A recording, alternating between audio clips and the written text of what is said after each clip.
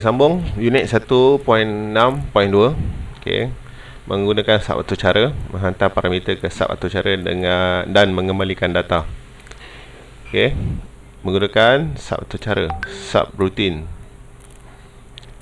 Okey, sub cara dalam PHP merupakan blok kod yang ditulis untuk melaksanakan suatu proses fungsi. Okey, terdapat built-in function yang ada dalam sub cara. Okay, antaranya adalah menukar teks kepada huruf besar. Kita gunakan function string to upper. Okay, untuk dapatkan nombor rawak random, maka array tata susunan kita guna array. Okay, kira panjang teks atau string length. Okay, sebentar. Aduh, tak boleh pula. Tak apa, nanti kita cari. Okay, ini contoh fungsi yang terdapat dalam atur cara. Okay, yang kita guna ni array lah. Okay, okay. Yang kedua, dia ada fungsi bina sendiri, user define, tanpa sub atur cara. Okay, beginilah. Contohnya, ada seorang guru yang mengajar 1, 2, 3, 7 subjek. Okay, satu cikgu yang ajar 7 subjek. Okay, kalau ada sub atur cara, kita ada setiap subjek tu ada cikgu dia tersendiri. Okay, kita dah susun dia. Ibarat macam awak ada 8 subjek lah. Okay, 8 subjek dekat sekolahan. Ada kita ambil subjek teras dulu lah. Ada 6 kan, katakan. Okay, bayangkan 6 buku teks tu dalam dijadikan satu buku. Bayangkan tebal dia dalam satu buku. Tapi muka surat pula, bab, contoh bab sejarah dekat muka surat yang bab yang pertama, bab bio dekat bab yang kedua, bab satu bio dekat selepas sejarah punya bab satu, dan seterusnya. Okay, tapi bila ada sub atau cara ni, kita susun subjek tu mengikut buku ia tersendiri. Okay, itu maksud saya. Okay, yang ni maksud dia, satu buku teks ni ada 7 subjek dalam satu buku. Bayangkan tebal macam mana. Okay, itu perumpamaannya kalau kita guna tanpa sub atau cara. Tapi bila kita menggunakan sub atau cara, setiap subjek dia ada buku teks dia tersendiri. Okay, kelebihan menggunakan sub atau cara atau fungsi. Yang pertama, projek yang kompleks menjadi lebih ringkas. Okay, kompleks ni terlalu panjang lah dia punya coding dia. Okay, yang kedua, lebih mudah diuji kesan dan baiki ralat. Okay, contoh kalau buku teks, tadi kita ambil contoh buku teks. Katakanlah kita tak ada sub atau cara. Bayangkan cikgu sejarah awak suruh tengok pasal Melayan Union. Awak nak kena buka satu buku teks yang ada 6 subjek tadi. Awak nak cari sehelai demi sehelai. Okay, di mana topik Melayu Union. Tapi bila kita ada atur cara, kita dah bahagikan subjek mengikut buku tu mengikut subjek. So kita, bila cikgu suruh cari pasal Melayu Union, awak boleh terus ambil buku sejarah, cari pasal Melayu Union. Okay, itu contoh. Kelebihan yang ketiga menggunakan sub atau cara adalah membolehkan tugas pengeturcaraan dibahagikan dalam kumpulan. Okay, dia dibahagikan kepada kumpulan. Nak panggil nama, satu function. Nak kira tukar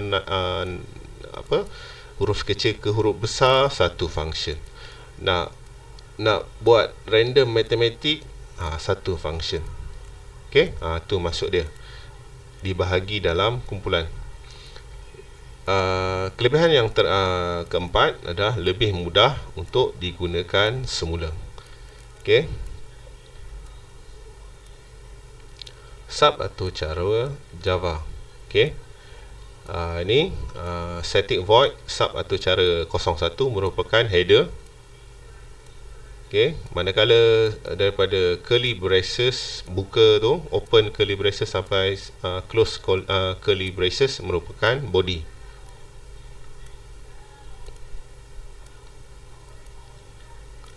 Sub atau cara Java. Okey. Sub atau atur 01 merupakan nama atau cara. Okey. Main adalah sub atau cara wajib. Mesti ada main tu. Okey. Setiap bila awak buat coding mesti ada public static void main. Okey. Sintak untuk panggil sub atau cara. Okey, sub atau cara yang dibina tidak akan memberi apa-apa hasil jika sub atau cara itu tidak dipanggil.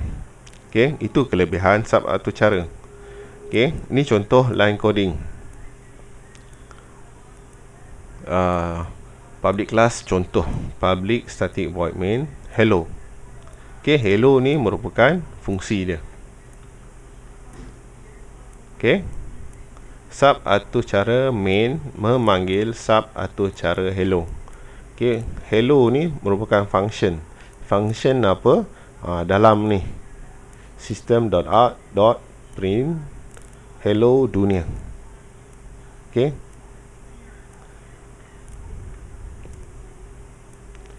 Melaksanakan ni static void hello ni merupakan penyataan yang ada dalam badan hello. Okey, ni badan orang kata ini orang kata macam-macam ini ibarat macam orang lah hello ni. Okey, orang kita tahu dia punya fizikal saja, tapi dalam badan dia ada hello dunia. Okey, contoh macam Ali. Kita tahu Ali. Kita boleh bayangkan Ali tu ada rambut, okay, ada semualah sifat fizikal sebagai seorang manusia. Tapi dalam badan Ali tu kita tak tahu perangai dia macam mana, apa minat dia, apa yang dia suka makan, apa hobi dia, apa subjek favourite dia. Okay. Okay, fungsi yang ni adalah memulangkan semula nilai pada hello ni, pada main.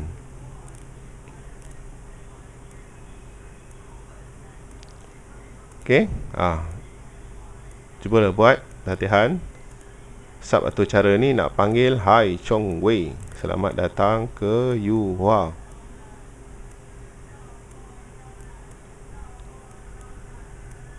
Okey, cuba buat coding ni dalam JDoodles.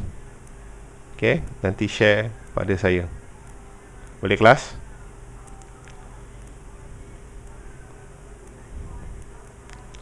Okey, function konsep yang kedua adalah menghantar parameter ke sub atau cara dan mengembalikan data.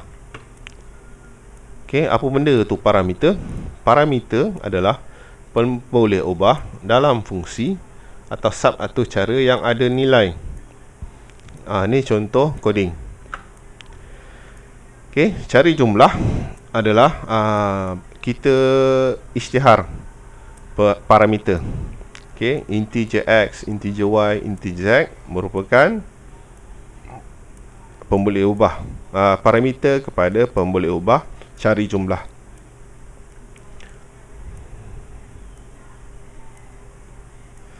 Manakala dekat bawah ni, dekat badan ni cari jumlah, dia dah umpukkan nilai parameter, di mana nilai integer x adalah 13, integer y adalah 5, integer z adalah 83.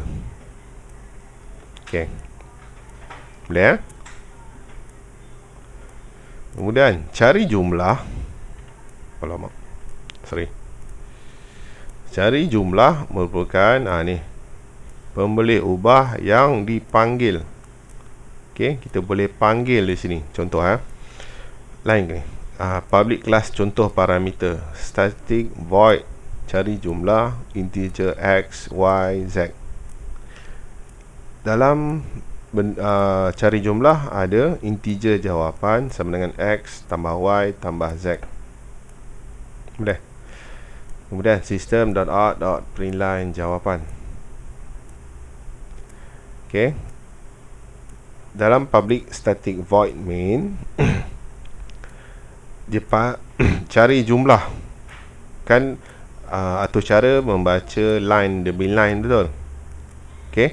So bila dekat sini dia bila dipanggil fungsi cari jumlah ni, dia akan tembak 13583 ke dalam sini.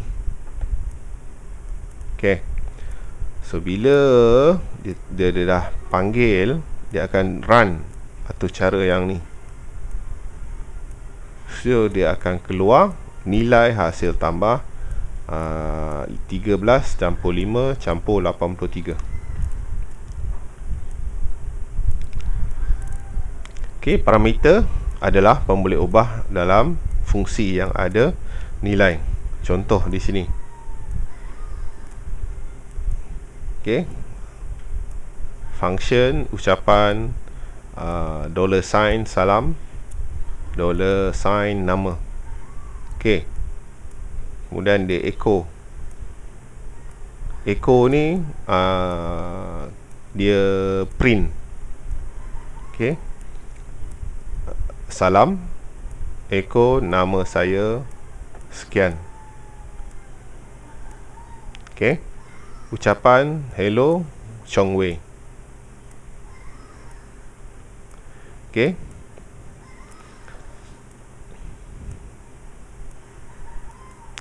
So bila atau cara jumpa fungsi ucapan ni, dia akan tembak. Okey, yang ni hello ni akan disimpan dalam salam. Okey, BR ni break line. Break maksud dia selang satu baris. Okey. So bila dijumpa function hello, ucapan ya, tengok nilai yang pertama ni.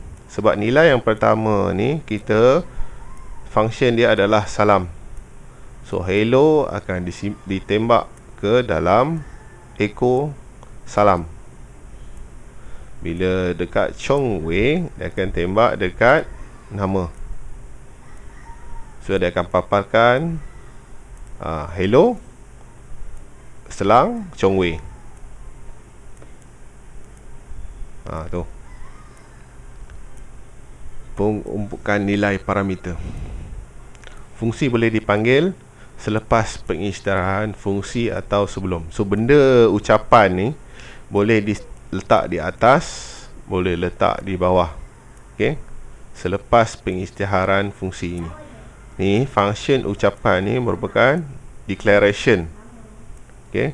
Benda function ni boleh letak di atas function atau selepas close curly bracket ni. Okey. Tengok sini. Contoh parameter. Okey, static. Yang ni dia punya apa panggil? Pengisytiharan fungsi.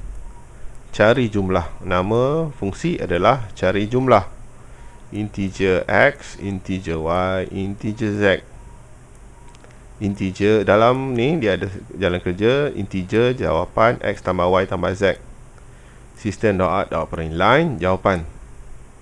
Di bawah ni adalah fungsi public static void main. Cari jumlah 13583. So bila atau cara baca line yang nombor 10 ni, nilai 13583 ni dia akan umpukkan di sini. Okey. So output yang akan hasil adalah 101. Saya ulang balik. Okey, ini adalah pengisytiharan fungsi static void, cari jumlah integer x, integer y, integer z. Okey, integer jawapan x tambah y tambah z. System.out.print jawapan. Okey, yang ni adalah fungsi. Okey, fungsi ada fungsi cari jumlah. Ada nilai 13,583. So, bila atau cara baca line nombor 10, nilai ini akan diumpukkan di sini.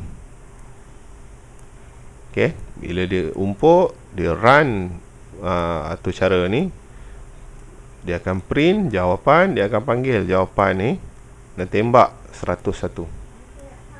Boleh kelas?